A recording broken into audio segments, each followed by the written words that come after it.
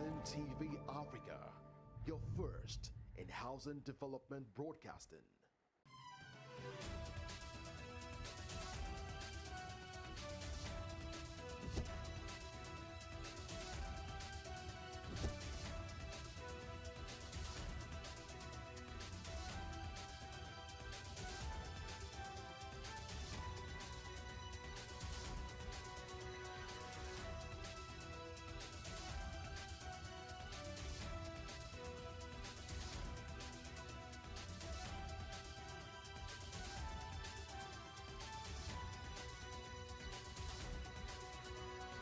Hello and welcome to Housing TV News at the top of the hour. I am Memuna Bagudu. Quickly, let's take a look at the headlines. Federal government shifts 150 billion naira for manufacturers to September. Federal government inaugurates 10-member committee to enforce Supreme Court judgment. National Assembly launches 4-day program for staff. NLC threatens strike over police action against president. Dengiwa inaugurates joint steering committee on data and on business Nigeria to save 10 billion naira through cost-cutting measures. On the foreign scene, Obama's back Kamala Harris as U.S. president. And on sports, PSG reach agreement for Super Eagles star Ademola Lookman. Now the news in detail.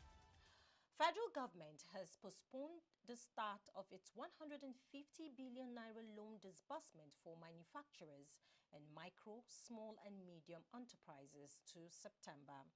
This was disclosed by the Minister of Industry, Trade and Investment, Dr. Doris Uzoka Anite, during a meeting with grant recipients and prospective loan beneficiaries in Calabar, Cross River State. Dr. Uzoka Anite revealed that the program received over 700,000 applications as previously reported. She also noted that more than 660,000 beneficiaries, accounting for over 60% of the target, have already received their funds across Nigeria's 774 local governments. The Presidential Conditional Loans and Grants Scheme is a 200 billion naira initiative with 125 billion naira allocated to MSMEs and 75 billion naira to manufacturers. The scheme aims to foster growth, create jobs and enhance the overall prosperity of Nigeria. Now, Secretary to the Government of the Federation, George Akume, has inaugurated an interministerial committee to enforce the Supreme Court judgment delivered on 11th July 2024, granting financial autonomy to local governments in Nigeria. The members of the committee are Secretary to the Government of the Federation, Honorable Minister of Finance and Coordinating Minister of the Economy, Attorney General of the Federation and Minister of Justice, Honorable Minister of Budget and Economic Planning, Accountant General of the Federation, Governor, Central Bank of Nigeria, Permanent Secretary, Federal Ministry of Finance, Chairman, Revenue Mobilization, Allocation and Fiscal Commission, Representative of State Governors, Representative of Local Governments. The committee's primary goal is to ensure that local governments are granted full autonomy, allowing them to function effectively without interference from state governments. The National Assembly has initiated a 4-day capacity building program aimed at enhancing the skills and capabilities of its staff, reinforcing their crucial role in Nigeria's legislative process. The event, which was held in Abuja, is a collaboration between the National Assembly and Zaramat Global Company Limited. In this keynote address, the clerk to the National Assembly, Alhaji Sani Magaji Tambuwal, acknowledged the critical role that staff play in ensuring the smooth functioning of the Assembly. Alhaji Tambuwal stressed the importance of the Assembly as a pillar of Nigerians' evolving democracy, emphasizing how essential staff efforts are in ensuring its continued effectiveness. You may recall that of all our assumption of office, the management of the National Assembly identified human capacity building as a core priority areas of focus in our effort to develop, strengthen, and reposition the National Assembly to carry out its statutory function. To accomplish this goal, we began in 2023 training series, which resulted in successful training of over 3,000 staff in various grade levels. It is therefore my pleasure to stand before you today as we embark on this historic 4-day capacity building program dedicated for fostering reorientation for improved productivity and effective service delivery in the National Assembly. Now, the Nigerian Labour Congress, NLC, is gearing up for an indefinite nationwide strike if any harm comes to its president, Joe Ajaero. This follows a warning issued after a National Executive Council meeting where concerns were raised about Ajaero's recent investigation by the police on allegations related to terrorism financing. During the meeting, NEC members resolved that the NLC president should comply with the police invitation but urged workers to be prepared for further action if the situation escalates. NLC Deputy President Ado Kabiru Sani expressed strong condemnation of the ongoing harassment of the union's leadership, emphasizing that the NEC will not tolerate any threats to their members. Now, in a strategic effort to address Nigerians' housing deficit, the Minister of Housing and Urban Development, Architect Ahmed Musa Dengiwa, has inaugurated the Joint Steering Committee on the National Housing Data Center. The ceremony held at the ministry's headquarters in Abuja underscored the urgent need for reliable housing data to drive effective policy making and stimulate economic growth. Today, ensuring access to decent and affordable housing is not only a social and moral responsibility of the government. It is also a catalyst for economic development, job creation, and poverty alleviation. This is a known fact from us. And from history and experience of other countries, we see that it is rare for any nation to grow, achieve peace, and enjoy stability without having a housing market that works efficiently and provides decent shelter for its citizens. So all of us gathered here today are stakeholders in Nigeria's housing industry. I think this is one of the best gathering of our gathered today in terms of housing stakeholders. We all know where we stand as a country in terms of meeting the housing needs of Nigerians. And we are far from where we should be in unleashing the potential of the sector as an enabler of economic growth. But there are many issues in the sector that need to be fixed. The lack of credible scientific and verifiable data on the state of housing in our country stand out as the most pressing and embarrassing. This is because without data we cannot know the magnitude of the problem we're doing, how much resources we need to allocate, for how long, which areas to focus, which markets to prioritize, and a whole host of other considerations. In fact, we'll be flying blindly. This is not sustainable. So for instance, we know we have a housing deficit and that we face the dual challenge of inadequate housing supply to meet the needs of the population, coupled with essential substandard housing that does not meet the conditions of habitability, safety, security, comfort, sanitation, accessibility, infrastructure, social amenities, and even socio-cultural adequacy as set out by the UN and the World Health Organizations. DG National Population Commission Ojogun Telson Osifu, while giving his remarks, ensured the minister that the commission is committed to working with all members of the committee in order to achieve a successful result in data collection for the housing sector. At the forum or the meeting, I had said something that the management have accepted and agreed that we share a lot of our geospatial data. Between the years of 2015 to 2023, remand people of this country taking cognizance of every building that geospatial location coordinates were taken. And well, we were about to convert the census until it was postponed, so the population is not there, but the uses happens to be there. As you were speaking, I was also asking ourselves that where the definition of concept comes into being. Concepts like a good habitable building. We may not have that. We may not have collected that. We just collected statistics on structures that were elevated above the ground level.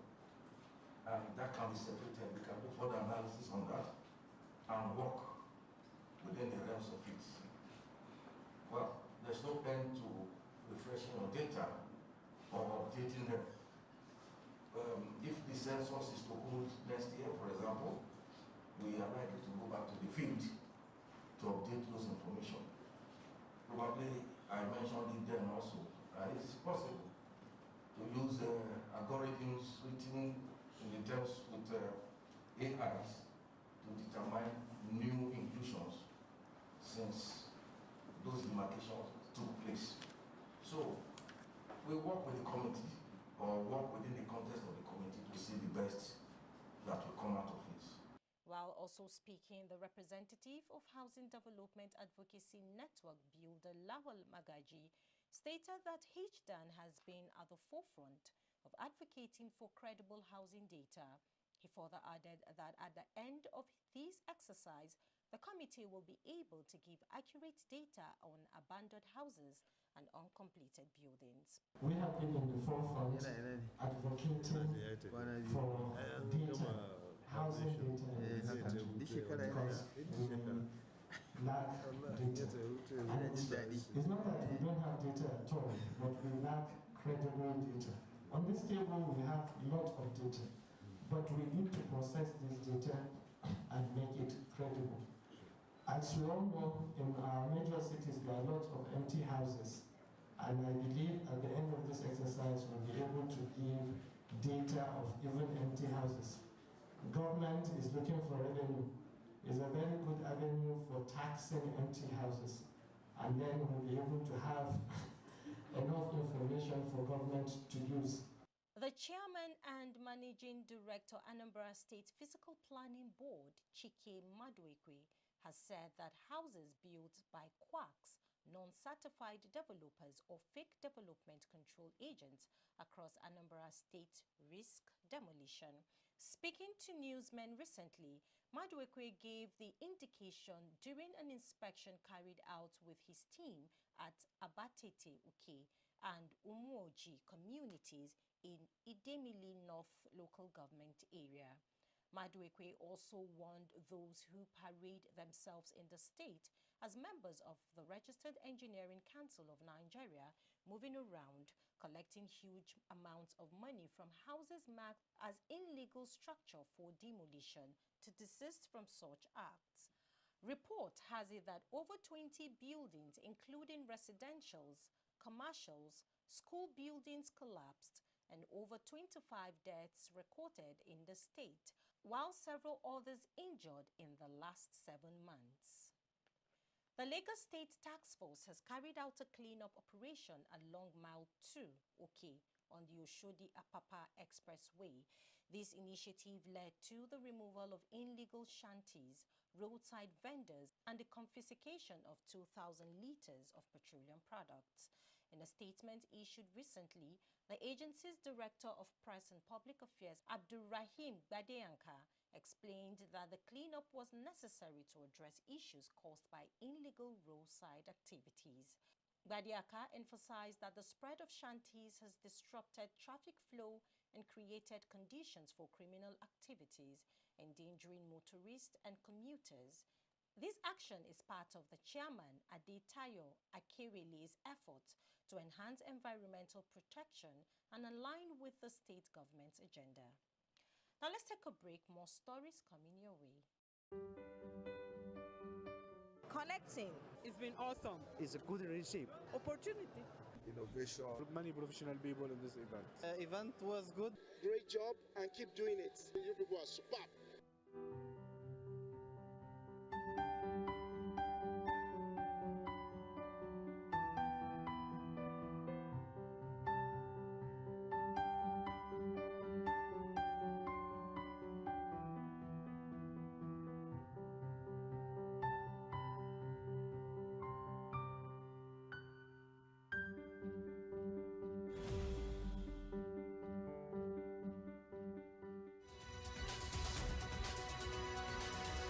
Glad to have you back. Join us on Housing TV News at the top of the hour. Now moving on to business.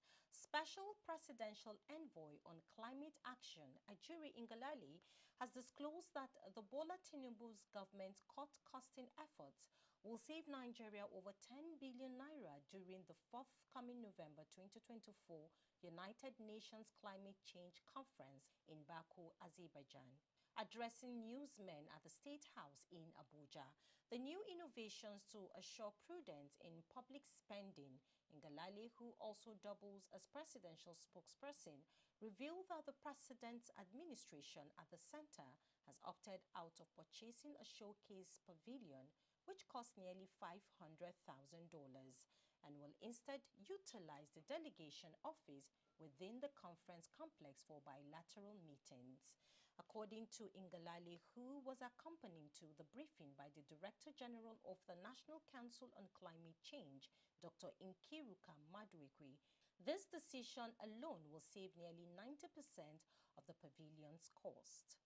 Many Nigerians would recall that as President Bola Ahmed Tinubu and the federal government of Nigeria's delegation to COP28 in Dubai, UAE, last year, there were some elements of outcry concerning the size of the delegation. There was some deliberate misinformation, but the truth of the matter is we also found that there were government officials who had no business at that meeting, and some with significant delegations. And in view of this, His Excellency President Bola Tinubu had approved an audit to be undertaken of that exercise to fully understand and ascertain what happened and what must be done to ensure that what happened never repeats itself in this country. Additionally, the special envoy said the government has implemented the Climate Accountability and Transparency Portal, which will eliminate wasteful expenditures on consultancies and subcontracts for lighting and technological provisions. The National Council on Climate Change, in collaboration with my office, has established the Climate Accountability and Transparency Portal, which will, among other things, ensure that all members of delegation across ministries, departments, and agencies, and including even the legislative branch of government, will be captured on a transparent portal. This will mean that Nigerians will have full and real-time access into the numbers of who is attending and those who government is sponsoring to COP29. This will also ensure that anyone who is attending this conference has an economic imperative to be at that conference, engaging with companies, multilateral partners and stakeholders who will attract finance and opportunity into the country for the benefit of our people.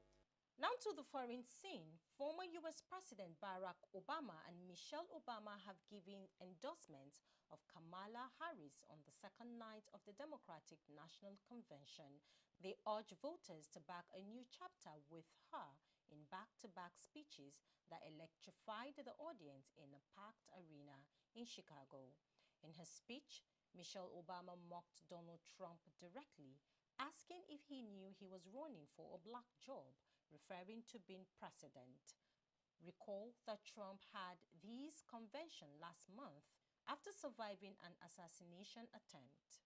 Now, still on the foreign scene, a senior U.S. administration official has pushed back at reported comments by Benjamin Netanyahu accusing the Israeli Prime Minister of making maximalist statements that are not constructive to getting a ceasefire deal across the finish line. This comes in the midst of an intense round of regional diplomacy by U.S. Secretary of State Antony Blinken, as Washington tries to drive forward progress on a ceasefire and hostage release deal.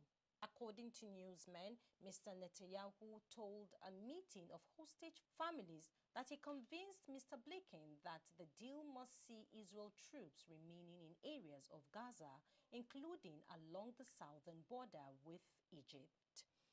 Lastly, on Housing TV news at the top of the hour, PSG have reportedly reached an agreement to sign Super Eagles forward Ademola Lookman. The winger, who won the Europa League with Atlanta last season, was left out of the squad, which faced Lynch in an away win on Monday, and this exception was meant to discuss his future. Ademola Lookman, now 26 and valued at 40 million euros at Atlanta, was reported to have asked to exit the club after attracting several clubs' interest, including PSG, Liverpool, Chelsea and Manchester United. That's the much we can take on Housing TV news at the top of the hour, but before we go, here is a recap of our top stories. Federal government inaugurates 10-member committee to enforce Supreme Court judgment. National Assembly launches 4-day program for staff. NLC threatens strike over police action against president. Dangiwa inaugurates joint steering committee on data. On business, Nigeria to save 10 billion naira through cost-cutting measures. On the foreign scene, Obama's back Kamala Harris as U.S. president. And on sports, PSG reach agreement for Super Eagles star Ademola Lookman. To get more news in the housing sector, subscribe to Housing TV Africa on YouTube. Follow Housing TV Africa on all social media platforms, and don't forget to download the Housing TV Africa mobile app on Google Play Store and App Store to stay connected. I am Memuna Bagudu. Thanks for watching.